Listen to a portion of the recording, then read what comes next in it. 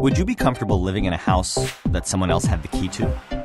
What if an underground tunnel led into it from a public park, where its windows could never quite close all the way? Would you trust it with your safety and your privacy? The internet is that house. This is not to say never go into the house, but rather you should know the hazards before you store all of your valuables there, and do what you can to protect them. So why is it insecure, and why can't we just fortify it until it's safe? Well, first of all, the internet was not originally built to be what it is today. It's like someone decided to expand a shoebox into a skyscraper. The internet originally developed when computers were huge and so expensive to own that only universities, big businesses, and a few governments had them.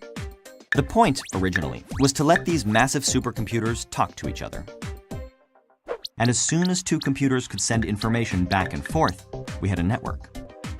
The network gradually grew until personal computers emerged in the 1980s, and then it exploded. Soon, people were not just talking to each other, but also exchanging money, playing games, reading news, shopping, and doing everything we associate with the internet today. Other devices started talking to the network too. Phones and cars and refrigerators and elevators and power plants and much, much more. But the ease of all those devices talking to each other came at a price: security. One computer could send another instructions to delete everything on it or take it over. We call these viruses and malware. Or one person could steal another's identity by guessing, cracking, or extracting a password. Vulnerabilities such as these will never completely go away because they're built into the internet's very architecture. Criminals use them to steal billions of dollars, governments use them for surveillance, and hacktivists use them to further their political goals. Between 2004 and 2013, over 1 billion records of personal information were stolen or leaked through data breaches of major organizations.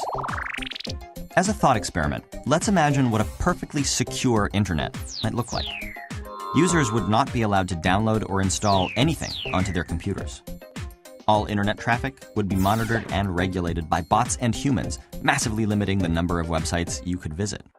In order to log on to a website, you'd have to type in a 100-character password, submit a genetic sample, and whistle a tune. The servers that hold data would be kept in heavily armed fortresses on the moon. And even with all these safeguards in place, some clever hacker would almost certainly still find a way in. The good news is, even with our flawed internet, there are simple things you can do to protect yourself. And there are a lot of people committed to making the internet more secure. The house that is the internet may be built on a shaky foundation, but it's been a home to innovation and an unprecedented free exchange of ideas. It's up to us to make it livable in spite of its flaws.